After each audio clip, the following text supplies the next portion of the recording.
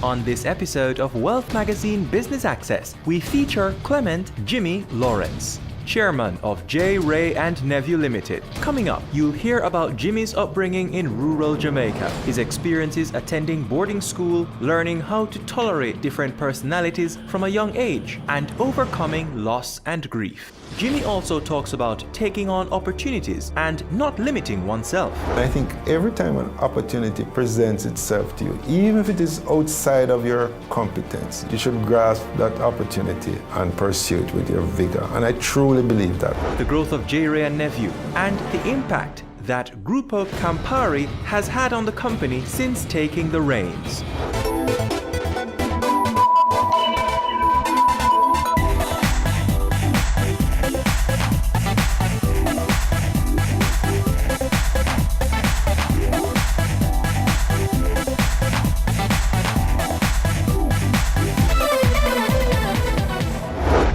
I'm Clement Jimmy Lawrence, chairman of J. Ray and Nephew Limited.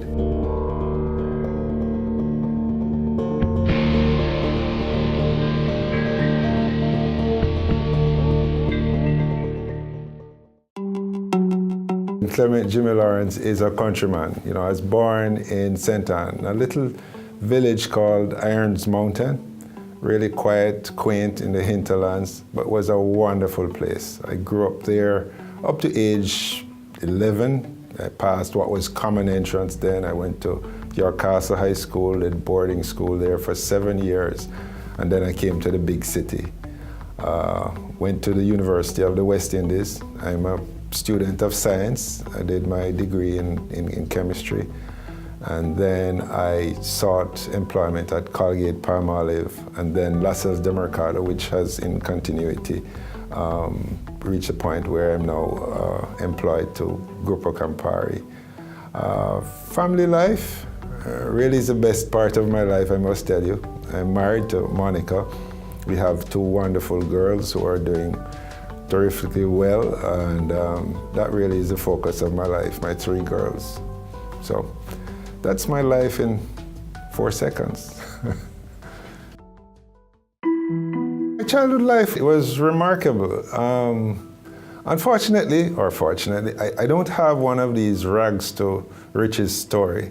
I've led a very good life, I must say. Everything that I've always needed was provided for. I had parents who were quite capable of nurturing their kids. There were 5 of us. There were 4 boys and a girl, and the girl, Faith, my sister, was the eldest. We lost one of our brothers in 1980, tragically. Carl, he was actually murdered. And it was a very, very difficult time for me because we didn't know why. He was more of an angel than I am, and believe me, I am.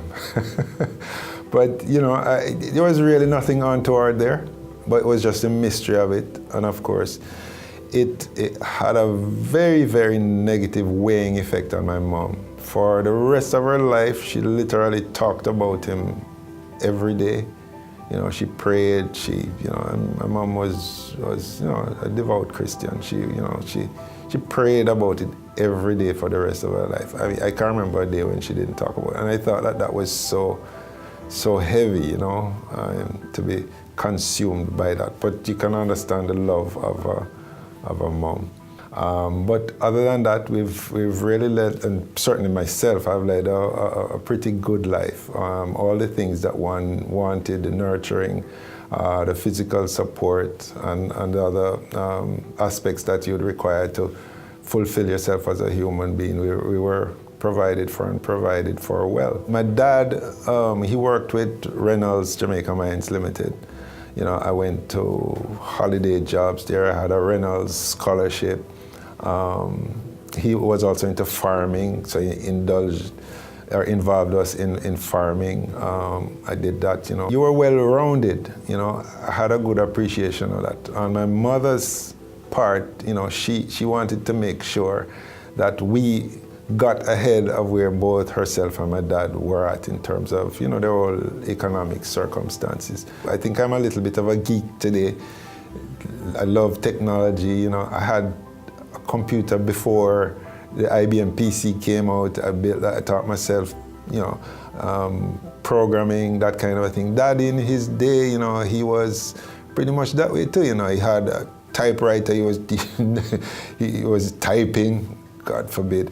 He did all that sort of thing. But the good fortune is having parents like that with the foresight to think and act in terms of moving forward their children, to give them the very best opportunity and to put themselves second to ensure that we had this opportunity. So both my parents have died, but we still cherish those memories, and we're still a very tightly knit family. I started at a basic school. I recall it's Miss Kathy's basic school. Then after that I went to Irons Mountain Primary, and it was at that stage my mother started talking about what I should be in terms of my career. She actually started thinking about that from then. My dad, he just provided, the support in terms of financial and discipline. But Mom looked about career, and she, from an early stage, determined that I was going to be a doctor. So I went off in life, going through primary school. Then she sent me, I went to Monig Primary, I went to Clement Primary, all going behind Miss Nick, who was the perfect teacher to get a wayward kid like me. I wasn't really wayward, but to get me ready for common entrance. So we followed there, and sure enough, I passed common entrance. And I passed actually for Fern Court High School. But again, my mother said, none of that, he's going to a grammar school. So York Castle High School was the school of choice. So I went to boarding. I boarded there for 7 years, and it was great. It was great. It's the learning experience of my life. Boarding is something I would recommend, but yet not, because today's world certainly is different from then. But it taught me a lot.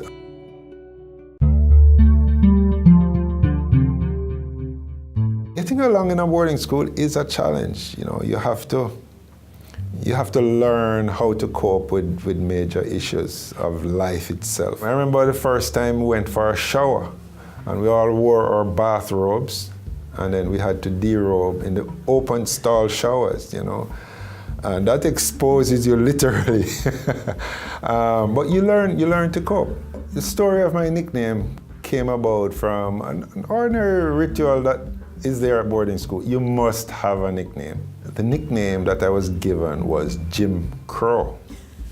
Now, at the time, let me assure you, this was 1974. There was no internet, okay?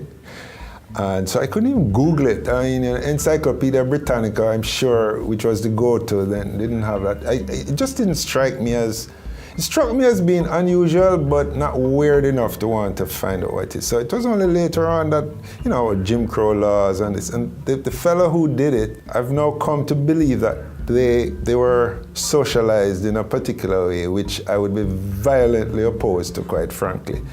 And so I was so disappointed in myself for not figuring this out earlier on. But again, it's a time past, and I'm much more mature, and I can actually endure that and understand. And I guess the learning is there. That's, bigotry and that sort of a thing isn't just a thing that you watch on TV or it's in America or some other country. It's here too. But you can overcome these things if your approaches are sound. I had the opportunity to go to university, and there was not a question asked. We were provided for. We had the accommodation that we needed in Kingston. I didn't have to stay on at the university because they made sure we had proper accommodation. So, it was pushing that, and of course, my mom being in the background, wanting me to be a doctor, which I didn't fulfill, I must admit, in the end, but at least I started believing that I could. This was until I got to university and saw the pieces of cadaver in a jar kind of a thing, and then the penny dropped. I knew that was not for me. So, yeah, and I think that, in a lot of instances, people tend to harbor or encourage the thinking and stereotyping to say where you are has something to do with who you're going to be. It has absolutely nothing to that. Content of character and opportunity, I think, are the things that make that determination. You could be constrained by who you think you ought to be. And I think every time an opportunity presents itself to you, even if it is outside of your competence, you shouldn't look at it and make the call as to whether or not you want it. You should grasp that opportunity and pursue it with your vigor. And I truly believe that.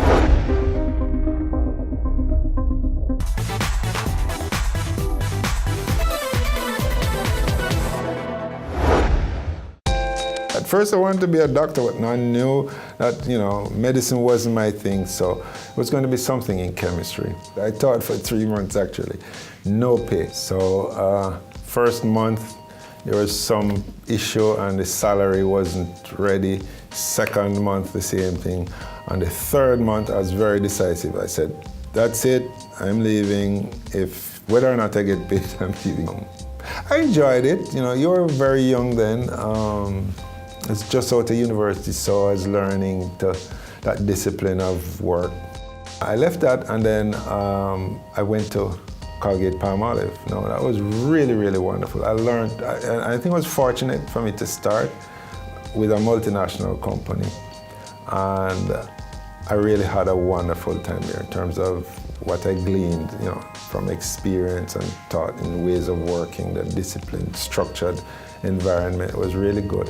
Colgate is a Fortune 500 company in the USA. So structure is there, it's a marketing company, but I was mostly over in the manufacturing side, even though I had exposure to marketing then. It served as a really good platform to build my understanding of business. And eventually in 1995, so I served there for 18 years. One of those people who've not really moved around. So I've worked basically with 2 companies all my life. So I was there, and then they were changing their model. So they were focusing on centers of excellence, and they were moving to Colombia and Guatemala. So the manufacturing operations in Jamaica was coming to an end. And I thought to myself, am I going to relocate to somewhere? No. So I need to find a good company. And I thought I'd gleaned so much over the years that I wanted to work in a good local Jamaican, that is, company. So I looked around at all the big ones without calling the names, and I settled on Lasses de Mercado, which had at the time comprised companies like Federated, AgChem, Lascelles Limited, Renevue, of course. And I joined at Federated. So that's the beginning of my service in what is now Renevue, a Gruppo Campari company. I headed up AgChem as general manager. Lascelles Limited, I was there as the manager for the distribution center. I was general manager for plastic containers, Lascelles Laboratories, and more. So, I haven't served in any one aspect for maybe 2 or 3 years. So, whereas people will say, how do you stay for so long within a company? For me, I've never had a boring year. And that's not it in its entirety either, because then I moved from Lascelles Limited over into Renevue, where I served as Chief Operating Officer in production. I headed up sales and marketing, believe it or not, for a guy with chemistry. It offers you a real broad base of opportunity, and with good management, who evaluated you, they would risk their reputation on the business and hedging on who you can be. And so, that's an open board for you to go and prove yourself. In 2012, when Gruppo Campari acquired Lascelles de Mercado, I eventually became the managing director, and now I'm chairman. So I have to tell you that my whole work experience has been one of great opportunity, and I've tried to seize that and to work on it with the best of my ability. So here I am today. What I've found in life is that anybody can be anything if you put your mind to it. And I'll elaborate on that a little bit. I dabble into, on the weekend, I'm a weekend warrior. I have every power tool known to man. I've made a deck at my home with my own bare hands and the power tools, of course. And I'm saying all of that to say, if you question your ability, then you're effectively constraining yourself from an opportunity. And I truly believe that anyone can be anything. Most people are good at what they do because one, they probably believe that they can be good at it, and two, they pursue it, and they pursue it for long enough where they gain competences in it. And my work life has been, I think, characterized by that. Most recently, let me start from the back end. I remember when it was put to me to be managing director of the company. And I was like blown away. I had no ambition of becoming managing director. But I think it's the sum total of all the experiences that I've had that have spoken. We have a brand called Magnum Tonic Wine, which is quite popular. I remember I had an involvement there in terms of developing the label. So we're at Lascelles Limited now, right? And this is in contrast to Renevie, which is the big, sexy company that everybody would want to go to. But we're on the other side. We're the guerrillas and they're the army. And so we're thinking, where is our big one? They have Renevie white overproof rum. Where is our equivalent? And we knew it wouldn't be another rum because you don't want to dilute the brand with a little competitor brand or competing brand. So we worked around and then we decided, look, we needed our own tonic wine, as it were, our own wine. Remember Red Label, that we wanted the equivalent on our side. So we wanted for it to have more imputed value. So we looked at a tonic wine. And of course, we engaged Joyce Spence, who, anything Joy touches is gold, right? So she developed a formula second to none. And then we worked at the name, and we did a thing on the name. And then we got to a point where we said, okay, so where's the label? And we don't have the money to go and spend on a big house to develop a label. So I volunteered, believe it or not. So I told you before, I dabble in computing, that kind of thing. So I taught myself like Photoshop earlier. And I went and on a weekend, designed the label. And it was adopted and tweaked, and it is what it is today. Now, we're not going to go in the content of the label and my character to say, how I know that's what's going through. It's not my fault. But that's where that came from. And let me tell you, just doing that, suddenly people started thinking, yeah, Jimmy knows about these things, and it suddenly become a guru on if nothing else, a tonic wine. And before you know it, I was the general manager for Lascelles Wines and Spirits, and I think it had to do with that. And I'm just saying, if I thought of myself as a chemist, I could still be working in a lab today. And maybe I'd head up the lab at my age, if I was heading up the lab really bad. But, you could be constrained by who you think you ought to be. And I think every time an opportunity presents itself to you, even if it is outside of your competence, you shouldn't look at it and make the call as to whether or not you want to do it. You should grasp that opportunity and pursue it with your vigor. And I truly believe that. Again, the constant that I've learned is never lose touch with the people, both your peers and the people who work on your teams, even if they're subordinates. They're just as human as the next. They have ideas that, if you be honest, you didn't think of them, and don't try to steal those ideas. Give them credit for them. But the essential point here is don't second guess yourself about who you can't be. Grupo Campari is investing heavily in people. and in training, and at the same time you have the benefit of a group of Campari that can give us an aspect that we've yearned for.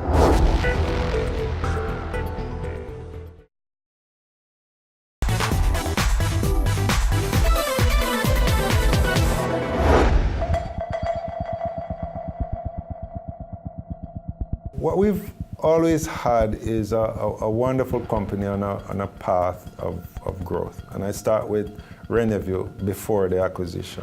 Before the acquisition, clearly the owners had the foresight to build really good, strong, enduring brands. I mean, just to pick three, if you will: Magnum, dear to my heart, Renevue White Overproof Rum, Upton Estate Rum. That is what caused Grupo Campari to see value in this company, and they pursued it over many years and acquired it. And these brands are now in the care of a company that owns them, that has the prowess globally to distribute these effectively, and of course to invest in the brands so that potential consumers can understand the brands for what they are. I mean, our rum, for example, it's so distinct in terms of its flavor, but even the process involved in it. Minimum age statement. When we say 21 years old, we put down rum for more than 21 years. So today we're putting down rum for 21 years hence. So you can see what that means in terms of a commitment, investing in a brand for the future. So what this does is to build on it teams that are associated with accomplishing this mission. You have the investment that's going behind it, and at the same time you have the benefit of a group of Campari that can give us an aspect that we've yearned for over the years, and this is to have the distribution process, route to market, where we can get our brands in front of the consumer, on the consumer's lips ultimately. So now it's poised for greater things. Grupo Campari, in terms of how this company is structured, brings a lot of value in terms of processes and procedures that we're undertaking today. I mean, we've obviously had to do restructuring in terms of the teams, working that out. But we're pretty much over most of that by now, and ready set to get our brands, as we say in Jamaica here, to the world, right? And that's what we're really looking at now. So we've been hugely fortunate, I think, and the timing is impeccable, where with this acquisition, we're now embarking on the next phase to get these Jamaican brands subsumed into the Grupo Campari portfolio, and to get them growing and being of benefit, not just to the company too, but I must say for the country at large. I mean, if you look at what the investments have been to date, and without going into numbers here, it's been huge. They've invested into plant and machinery and the environment and several areas to improve on the stock and improve on the practices that we undertake on a day-to-day basis, and that will accrue well for the company, the brands, and the country. And so it's hugely positive, I think, going forward. You can build strong brands, but you have to have distribution, because in the end you want to make sure that you're earning the revenue, which in turn will feed back to even more investments going forward.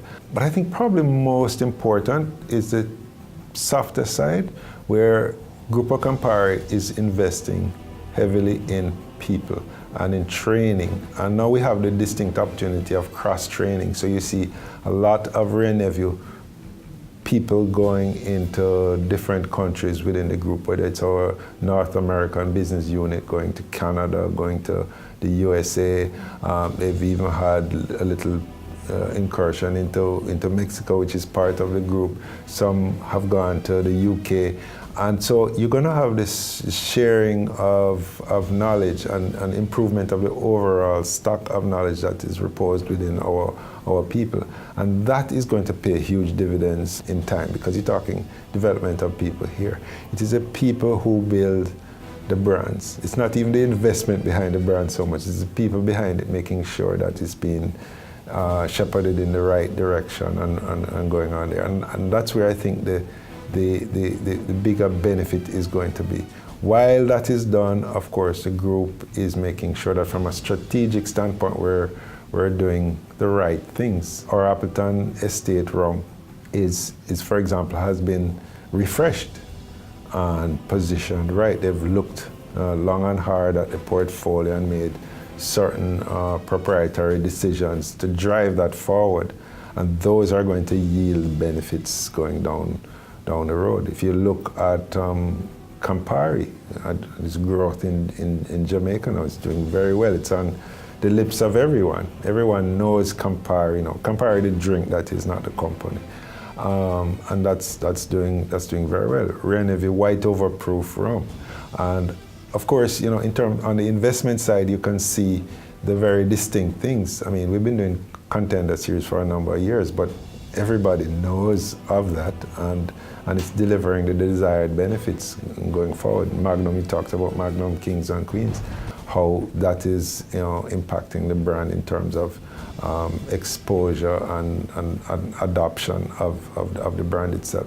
So I think we're doing a lot of things right. I wouldn't say that there's any one thing, but if I were to summarize all of that, I would say Grupo Campari has, in its own way, put a package of programs and emphasis together that will ensure that our brands remain leading brands, premium brands, and brands that are growing, that have significant franchise, and we continue to build the equity in these brands as we go along. The brands and our people are central to all that we do, and we have a strategic plan which we're following closely, reviewed from time to time. So you're going to expect to see all of those elements here. I think it will be summarized in the fact that our business, the growth path that we are projecting, that we want to ensure that that is accomplished, and that's going to be accomplished by rolling out the appropriate strategy and making sure that the teams behind it to support it are right, so that we can accomplish these in the end. So that's how I would summarize where we're going. My best contribution to brand Jamaica is simply being in a position to work with and support brands. You know, Jamaica is famous, apart from, of course, athletics and so on, and bobsledding and whatever. The finest rums in the world are Jamaican rums, and I say that without fear of contradiction. And to be in a position where I can help to drive efforts in that regard and to make those brands be pervaded globally, you know, I think is absolutely wonderful. I mean, you know, when the history is written and when those volumes get to those numbers that they will be in future years, hopefully I'll be an old man sipping, you know, I'd sip a reserve and I'd be shaking my head and saying, yes, look at us now, you know. So I really look forward to that. And it would embody all of the hard work and effort that one has done personally, but even more importantly, with the teams that you've worked with to get to that position, to have a feeling like that. So I really look forward to that. And I can see it coming on the horizon. I think wealth is relative and it has to be appropriate. You need wealth to create the environment that you strive for. And there's nothing wrong with wealth. We should pursue that. But we should not be subsumed by wealth itself. At the end of the day, it's how your value is really reposed in how good a human being you are. And there are different levels of wealth, obviously. You know, there's Warren Buffett, there's Gates, there's Trump. Would you give up what you have for one of these persons? Would you give up your relationship for that? Not necessarily, but you would want a degree of wealth to support the initiatives that you want for your family. And I think that has to be put in perspective. So wealth is good and great and should be pursued, and pursued vigorously, and plan for it. Nothing like a good retirement, having sufficient wealth to accommodate your needs. but don't be lost in it in terms of humanity and who you are.